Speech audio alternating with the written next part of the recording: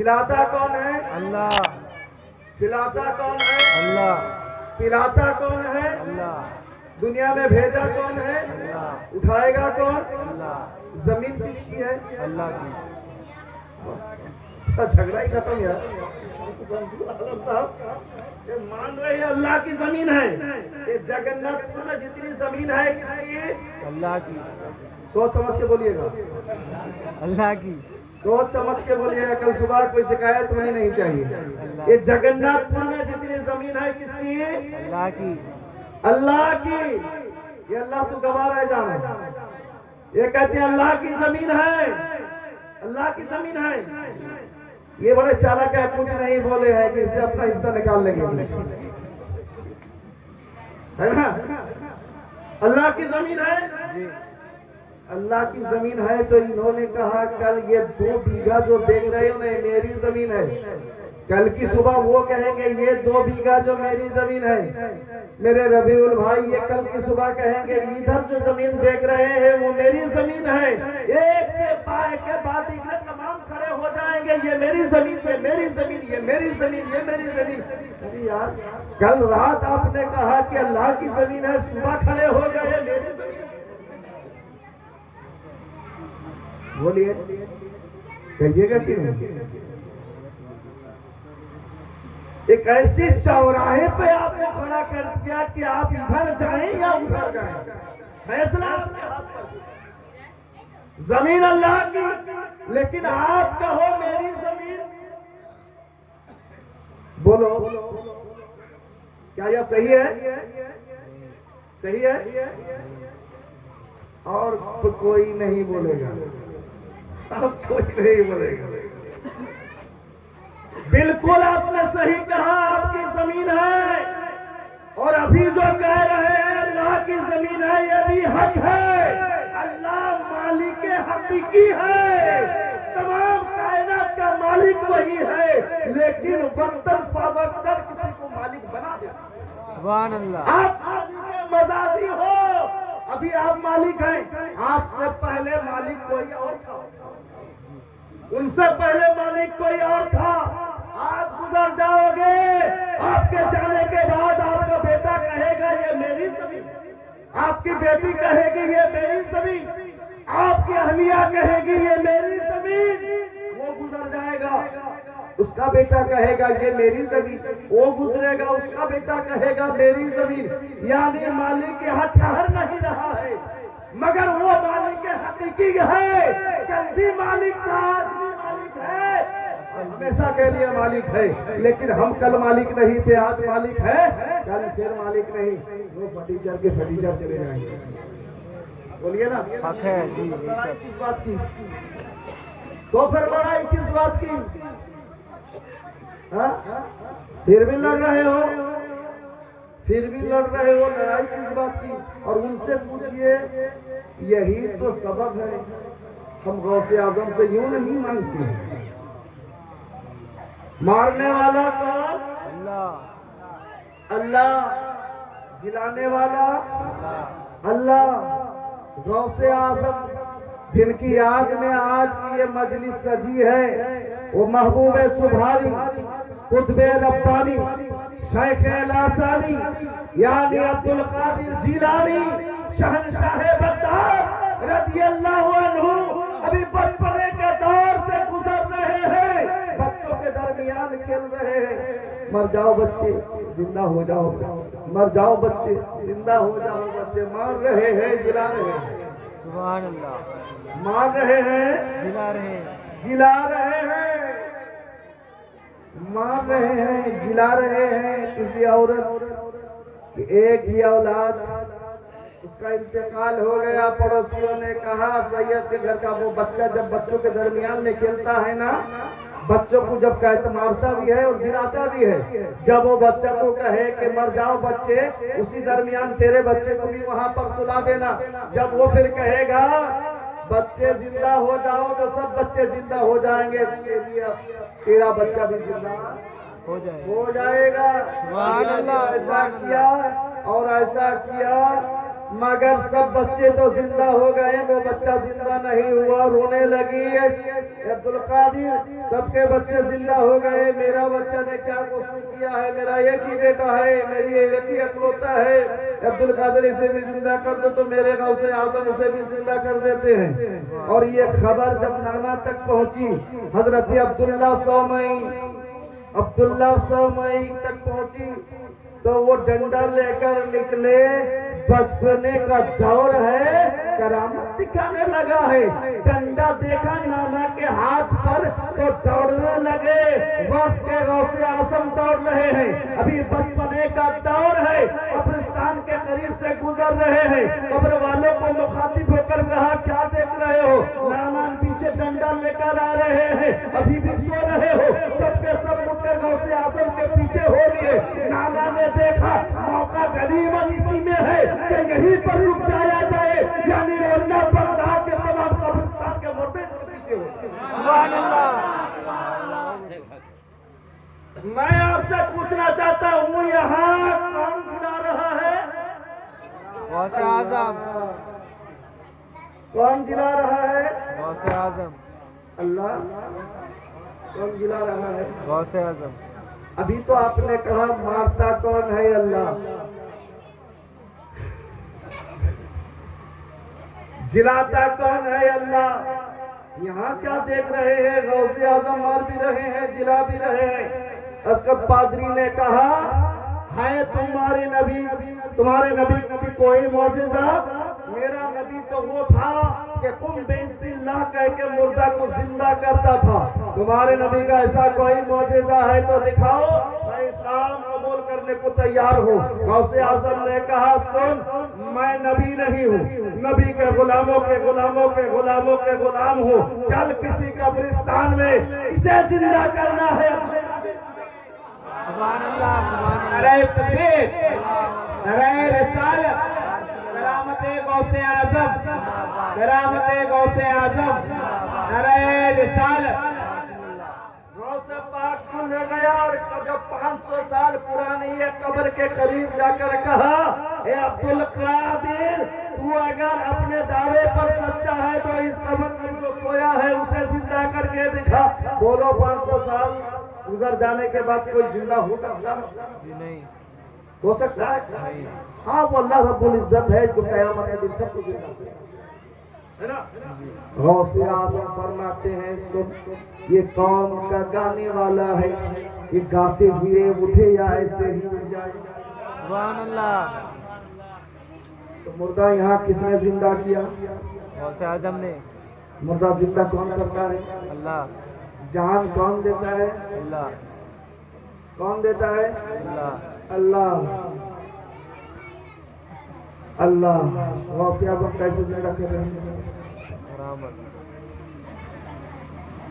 ابو جہل آیا میرے نبی کی علم غیب کو آزمانے کے لیے، مٹھی میں کنکریاں لے کر آیا۔ بھتیجا دنیاوی رشتے سے، اے محمد صلی اللہ علیہ یا حبیبی، اگر تم اللہ کے سچے نبی ہو تو میرے ہاتھ میں جو ہے بتا دو۔ سرکار چاہتے تو بتا دیتے، لیکن سرکار نے دیکھا کہ میرے سامنے جو ہے ایسے نہیں بلکہ ابو جہل، سوال کو دہرا دیا، پھیر دیا کہ چچا تمہارے مٹھی میں کیا ہے میں بتا دوں یا تمہارے مٹھی میں جو ہے وہ بتا دے کہ میں کون ہوں؟ سبحان اللہ۔ تمہارے مٹھی میں جو ہے وہ بتا دے کہ میں کون ہوں۔ ابو جہل نے موقع کو غنیمت سمجھا کہ یہ تو آسان تھا کہ وہ بتا دیتے کہ میرے مٹھی میں کیا ہے، لیکن وہ تو جانتا تھا کہ یہ بے جان کنکریاں کیسے بولے، نبی کی قدرت کے بارے میں واقف نہیں تھا۔ میرے سرکار نے اشارہ کیا تو کنکریاں وہیں سے کلمہ پڑھنا شروع کر۔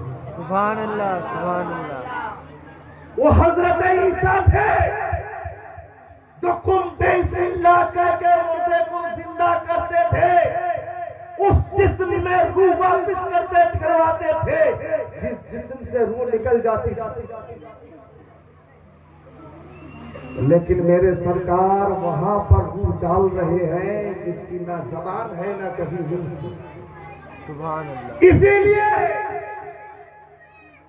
بے جان جسم میں جان جو عطا کر دے اسے ہم عیسیٰ روح اللہ کہتے ہیں، اور جو بے جان کنکریوں میں روح پھونک دے اسے ہم محمد رسول اللہ کہتے ہیں. سبحان اللہ. سبحان اللہ. بتائیے یہاں پر بولنے کی صلاحیت کس نے عطا کیا؟ کس نے دیا؟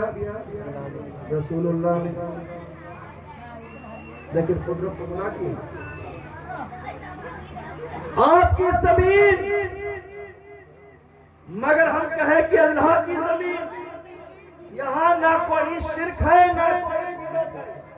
مولانا شمس العالم صاحب ان کے وہاں بھی یہی کہتے ہیں، یہ زمین میری وہ زمین میری، یہ مکان میرا وہ مکان میرا. کہتے ہیں وہاں شرک و بدعت کے فتوے نظر نہیں آتے. یار ہم نے کب کہا ہے کہ غوث اعظم بذات خود عطا کرتے ہیں، بلکہ اللہ کی قدرت نے جو عطا کیا ہے اس عطا کو عطا کرتے ہیں. سبحان اللہ. سبحان اللہ. اللہ نے ہمیں قدرت عطا کیا ہے. کبھی نہ غوث اعظم اپنے مزار مقدس میں رہ کر ہماری دستگیری فرما رہے ہیں. سبحان اللہ. بے شک حق ہے. تبھی تو غریب نواز شہنشاہ اورنگزیب کہاں چلے کہاں چلے؟ ایک کے بعد ایک نقل قبروں کو ڈھاتے ڈھاتے چلے آپ، جس کو پختہ بنا دی گئی تھی. ڈھاتے ڈھاتے چلے، چلتے چلتے جہاں سے جواب ملا چھوڑ دیے، جہاں سے جواب نہیں ملا ڈھا کر آگے بڑھتے چلے گئے، حتیٰ کہ آپ غریب نواز کی بارگاہ میں چلے گئے. وہیں سے آپ نے سلام دیا. پہلے سلام کا جواب نہیں، دوسرے سلام کا جواب نہیں، تیسرے سلام کرتے ہی حجت یہی ہے کہ اگر سلام کا جواب نہ ملے غریب نواز کے مزار مقدس کو بھی آپ اٹھانا پڑے گا. تیسرے سلام میں جواب ملتا ہے وعلیکم السلام یا اورنگزیب حجتی. تو اورنگزیب جب تو نے پہلا سلام دیا تو مدینہ شریف میں، دوسرے سلام میں بردہ شریف پہنچا، تیسرے سلام میں مزار مقدس میں آ کر پھر سلام کا جواب دیا. مگر چلتے چلتے آپ نے دیکھا، چند بھیک منگوں کو دیکھا جو غریب نواز کے مزار کے ارد گرد بیٹھے مانگ رہے. آج لوگوں کو شکایت ہے کہ مانگتے ہیں ملتا نہیں ہے. کسی نے کیا ہی اچھا کہا، مانگنے کا سلیقہ تو آتا نہیں. لوگ کہتے ہیں کہ مجھ کو ملتا نہیں. مانگنے کا سلیقہ پیدا کر لو اپنے آپ میں. مانگ رہا ہے، مدتوں سے مانگ رہا ہے. اورنگزیب نے پوچھا کب سے مانگ رہا ہے؟ کہا کہ 10-12 سال سے مانگ رہا ہوں. خدا کے بارگاہ سے ملے نہیں آنکھیں نہیں ملی ہے، کبھی تو بیٹھے ہیں یہاں پر. اور اورنگزیب نے کہا میں اندر جا رہا ہوں، فاتحہ پڑھ کے واپس آ کر اگر دیکھا تجھے آنکھ نہیں ملی تو تلوار سے میری گردن سے تیرے سر کو جدا کر دوں گا. اب یہ کوئی اور نہیں کہہ رہا ہے، ہندوستان کا شہنشاہ، ہندوستان کا بادشاہ کہہ رہا ہے، کیونکہ یہ کس کی بات کبھی خلاف ورزی نہیں کرتا ہے. اندر گیا ہے ایک خواجہ غریب نواز، اب تک مانگ رہے تھے پیٹ چلانے کی خاطر، مولا اب تو عطا کر دو، آنکھ عطا کر دو، ورنہ شہنشاہ اورنگزیب واپس ہو کر اگر دیکھیں گے آنکھ نہیں ملی تو گردن سے تن سے سجدہ کر دیں گے. آنکھ مل جاتی ہے، شہنشاہ اورنگزیب واپس آتے ہیں. کیا تجھے آنکھ ملی ہے؟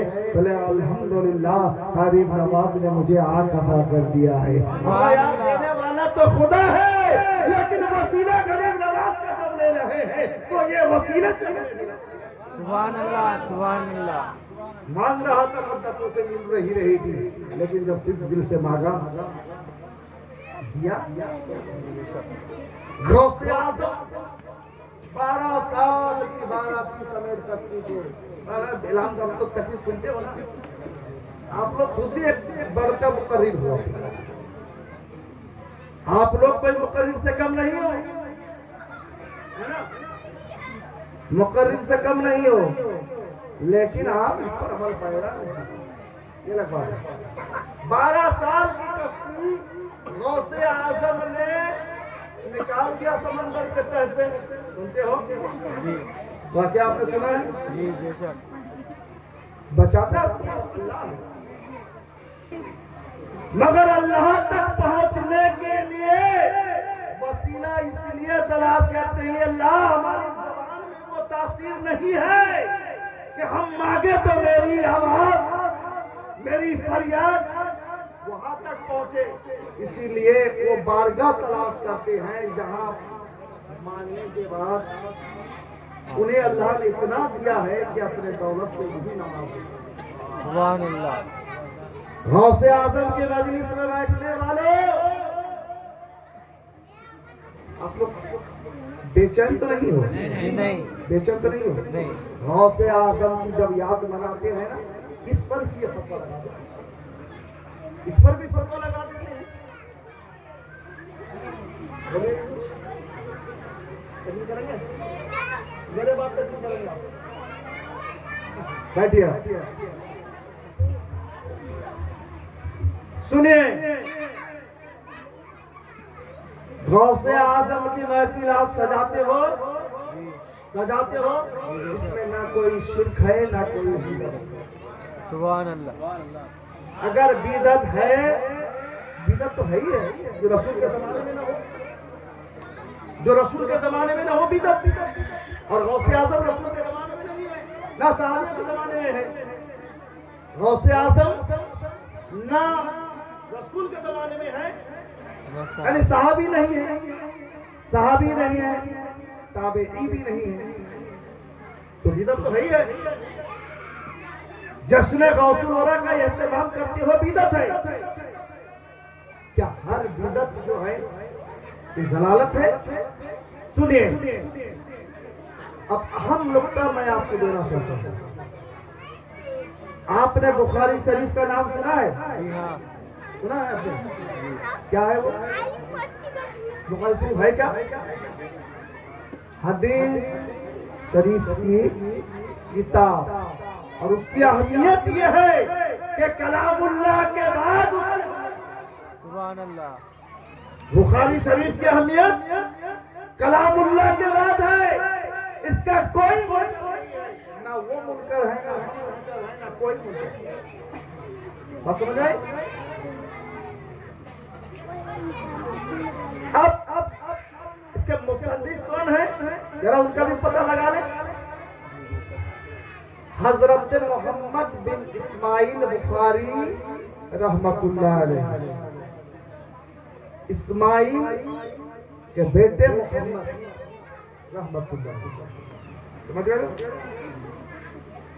16 سال آپ نے لگا دیا تدوین حدیث میں. بخاری شریف کو اکٹھے کر کے کتاب کی شکل دینے میں آپ نے کتنا سال لگایا؟ 16 سال. 16 سال. 10 اور 6 16. میں نے پوچھا حضرت 16 سال کیسے لگا دیا؟ کیوں لگا؟ مولانا شمس العالم صاحب کہیں گے کیوں نہ لگتا؟ کیوں نہ لگتا؟ اس لیے کہ ان کا معمول یہ تھا ایک حدیث رقم کرنے سے پہلے ایک حدیث لکھنے سے پہلے وہ 2 کام کرتے تھے. ایک کرتے تھے غسل کرتے تھے اور پھر 2 رکعت احادیث مصطفیٰ لکھنے کے لیے نوافل کی نماز ہونا. سبحان اللہ.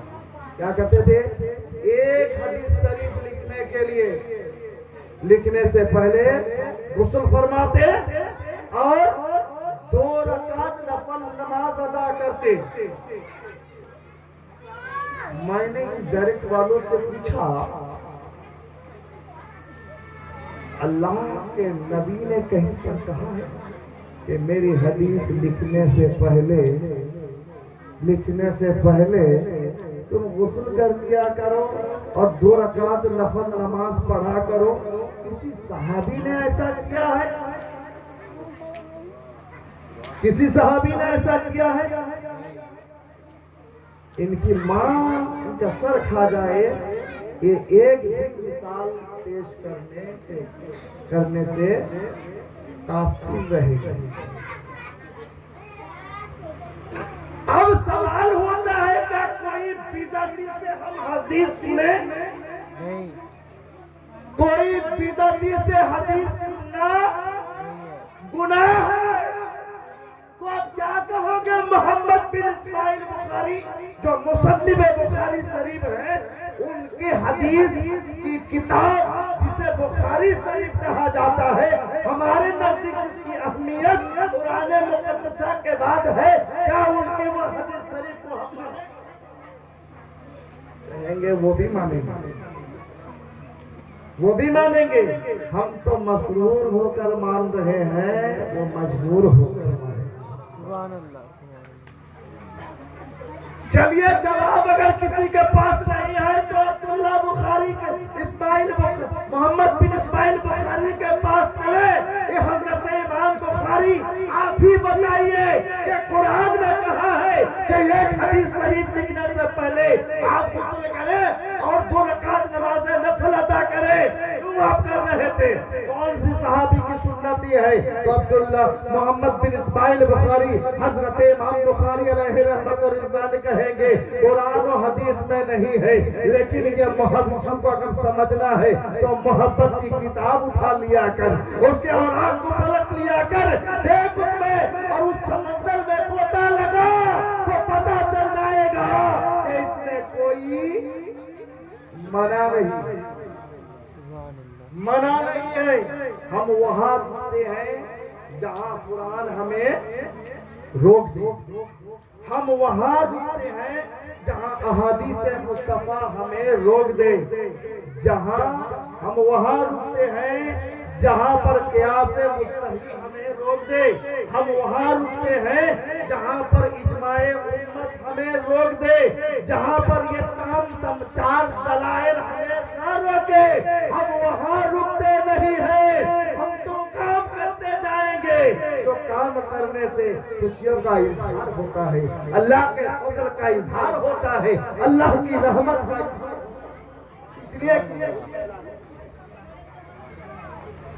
اور آگے سنیے گا، جی جی اور آگے سنیے گا، جی سنیے گا. جی 12:25. اچھا ایک دوسرا سنیں. حضرت مالک رضی اللہ عنہ جو صحابی نہیں ہے، تابعی میں سے شمار ہے. 5 منٹ حکم سلام کو پڑھیں. حضرت مالک رضی اللہ عنہ جن کے بارے میں اللہ کے پیارے نبی نے پیشن گوئی فرمائی کہ میرے بعد ایک وہ عظیم شخص آئے گا جسے عالم مدینہ کہا جائے گا، اور لوگ اس کے بعد اونٹ اور گھوڑے پر سوار ہو کر حدیث سننے کے لیے آئیں گے. مفسر کرام محدث نظام نے کہا کہ حضرت مالک کے بارے میں بتایا گیا. حضرت مالک رضی اللہ تعالیٰ عنہ اپنے مریدین، اپنے طلباء، اپنے شاگردوں کے ساتھ مدینے کے گلیوں سے گزر رہے تھے. چلتے چلتے آپ کی نظر ایک بوسیدہ دیوار پر پڑی. بس اس کو سنتے چلے اور اس کے بعد خلاصہ پڑھ کے آپ جس کے انتظار کے لیے بیٹھے ہوئے. بے قرار دل ہے،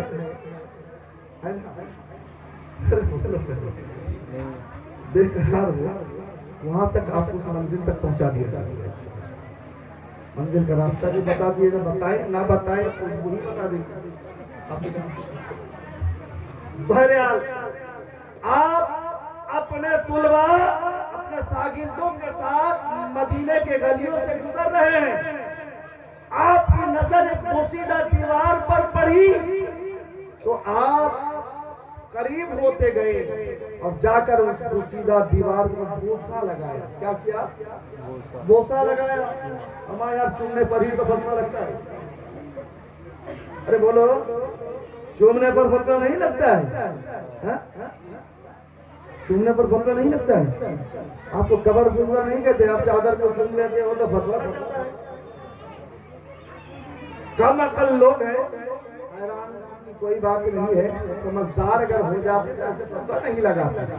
بہرحال اللہ انہیں بھی توفیق عطا فرمائے۔ تو بوسہ دے دیا۔ شاگردوں نے پوچھا، طلباؤں نے پوچھا، طلباء نے پوچھا کہ اے حضور آپ کو کیا ہو گیا؟ اچانک آپ بوسیدہ دیوار کی جانب چلے گئے اور بوسیدہ دیوار کو آپ نے بوسہ لگایا، چوما اور رونے لگے۔ کیا بات ہے؟ کہا تو میں نے بوسیدہ دیوار کو چوما۔ آپ فرماتے ہیں میں نے کب اس بوسیدہ دیوار کو چوما، کب اس دیوار کو بوسہ دیا؟ شاگردوں نے کہا حضور میں نے اپنے آنکھوں سے دیکھا، سنی ہوئی بات نہیں ہے، میں نے آنکھوں سے دیکھا ہے، ابھی تو آپ نے بوسہ لگایا ہے۔ سنو آپ فرماتے ہیں میری نظر جب اس بوسیدہ دیوار پر پڑی تو اچانک میرے دل میں یہ خیال آیا شاید کہ یہ نبی کا زمانہ پایا ہوگا اور میرے مصطفیٰ چلتے چلتے کبھی اس دیوار پر ٹیک لگا کر بیٹھے بھی ہوں گے۔ میں نے اس بوسیدہ دیوار کو نہیں، اس نسبت کو میں نے بوسہ دیا۔ سبحان اللہ، سبحان اللہ۔ میں نے اس نسبت کو چوما ہے۔ اب یار ان سے پوچھو کہ نسبت کو چومنا کہاں پر، اس بوسیدہ دیوار کو چومنا کہاں پر قرآن میں ہے، کہاں پر احادیث مصطفیٰ میں ہے؟ تو حضرت مالک رضی اللہ عنہ کہیں گے یہ محبت کی کتاب ذرا پڑھ کے تو دیکھ، سبحان اللہ۔ محبت کی کتاب ذرا پڑھ کے تو دیکھ۔ اور شاعر کیا کہتا ہے؟ محبت کو سمجھنا ہے تو نہ سے خود محبت کر، کنارے سے کبھی اندازہ طوفان نہیں ہوتا۔ آ جاؤ، اگر تمہاری سمجھ میں بات نہیں آ رہی ہے آ جاؤ پیارے، دل سے دل لگا لو، آدھا گھنٹہ میرے پاس آ جاؤ، بیٹھ جاؤ، پھر دیکھو تمہاری دل کی دنیا بدل جائے۔ دعویٰ کرتا ہوں اور دلیل کے لیے مصطفیٰ۔ سبحان اللہ، سبحان اللہ۔ آ جاؤ، جو درد مصطفیٰ ہے تمہیں بھی سمجھا کرے، تم بھی سن لیا کرو، دلائل کی روشنی میں تمہیں بتائیں جو ہم کرتے ہیں کہاں تک وہ حق۔ یاد مصطفیٰ بھی مناتے ہیں، یاد غوث اعظم بھی مناتے ہیں، اس لیے ہماری قبرستان کا مردہ جب سن سکتا ہے تو غوث اعظم بغداد سے سبحان اللہ، بے شک۔ وقت میں گنجائش نہیں، آپ بے قرار ہو رہے ہو اور میرے لیے بھی فائدہ ہے، جتنا جلدی ختم کریں گے آرام ہو جائے گا، پھر کل کے لیے تیاری، پھر پرسوں کے لیے تیاری، اس لیے میں بھی چاہتا ہوں جلدی اختتام کر دیا جائے۔ غوث اعظم کا واقعہ سنتے ہو، سنتے ہی آئے ہو، مجلس غوث اعظم منانا جہاں ثواب ہے، لنگر یہ مت سوچئے لنگر بخشش ہے، بھائی سے بخشش ہے۔ غوث اعظم سے کسی نوجوان نے آ کر کہا جامع مسجد بغداد میں، یا شیخ میرے باپ کو آج خواب میں دیکھا، باپ نے کہا کہ جا عبد القادر کے پاس میرے لیے دعا کروا دینا، بڑے پریشانیوں کے عالم میں ہے۔ تو غوث اعظم نے پوچھا کیا تیرا باپ کبھی میرے واعظ کے مجلس میں بیٹھتا تھا؟ ہمیں یار غوث پاک کی مجلس میں بیٹھنے والوں، اس مجلس میں وہ آتا ہے جسے غوث اعظم بلاتے ہیں، جسے نہ بلاوے بن بلاوے کوئی نہیں آتا ہے، نہ ہم آتے نہ آپ آتے۔ یہ تو کرم ہے میرے غوث اعظم کا، انہوں نے اپنے غلاموں کو بلا لیا، کر لیا، مجلس قائم کروا دیا، جنت کا باغیچہ سجا دیا۔ سبحان اللہ، سبحان اللہ۔ کبھی میرے واعظ کی مجلس میں بیٹھا تھا، نوجوان نے کہا مجھے اس بات کی خبر نہیں ہے۔ پھر غوث اعظم پوچھتے ہیں کیا تیرا باپ کبھی میرے خانقاہ سے جو لنگر تقسیم کیا جاتا ہے اس سے کبھی لنگر کھایا تھا؟ یار کھاؤ، لنگر کھاؤ، پھر بچے جاؤ، سستا سودا۔ سبحان اللہ۔ لنگر کھایا ہے؟ کہا کہ حضور مجھے اس بات کی بھی خبر نہیں ہے۔ یہ شہنشاہ دو عالم کا نواسا چاہتا کیا ہے؟ دکھانا چاہتا ہے۔ اب پوچھتے ہیں آخری کہ تیرا باپ کبھی میرے مدرسہ کے گلیوں سے گزرا ہے؟ نوجوان کا دل خوشی سے باغ باغ ہو جاتا ہے، کہتا ہے اے شیخ، بچپنے کا وہ دور تھا، میرا باپ میرا انگلی پکڑ کے لے کر عیدی راستے سے گزر رہا تھا۔ کہا کہ یہ شیخ لاسانی محبوب سبحانی عبد القادر جیلانی کا مدرسہ ہے۔ ایک مرتبہ مجھے یاد ہے، غوث اعظم منبر رسول پر اٹھ جاتے ہیں، منبر پر چڑھ کر کہتے ہیں صرف اس نوجوان کے لیے نہیں بلکہ قیامت تک ہر کسی کے لیے جو بھی میرے مدرسہ کے گلیوں سے گزرے گا میں اس کے لیے عبد القادر بخشش کا فرمان کروں۔ سبحان اللہ سبحان اللہ۔ بہرحال آپ مایوس مت ہوں، آپ مجلس میں بیٹھے ہو تو اتنا ثواب کے لیے آپ بریانی ضرور کھائیں،